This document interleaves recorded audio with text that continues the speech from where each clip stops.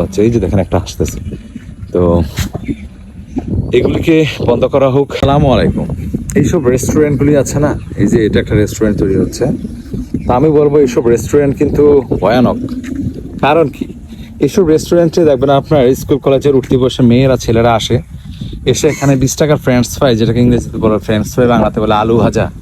তো আলুর কেজি বর্তমানে 20 টাকা কেজি। এই আলু কেজি দেখবেন 20 টাকা কেজির আলু এখানে এসে হয়ে যায় ফ্রেঞ্চ ফ্রাই। এই ফ্রেঞ্চ ফ্রাইগুলি হয় কি, আপনার এই ফ্রেঞ্চ ফ্রাইগুলি তারা দেখবেন যে 80 টাকা করে বিক্রি করে। 4টা ফ্রেঞ্চ ফ্রাই বা 8টা ফ্রেঞ্চ ফ্রাই দেয়, 8টা আলু ভাজা দেয়, দিলে আপনার 80 টাকা বিক্রি করে।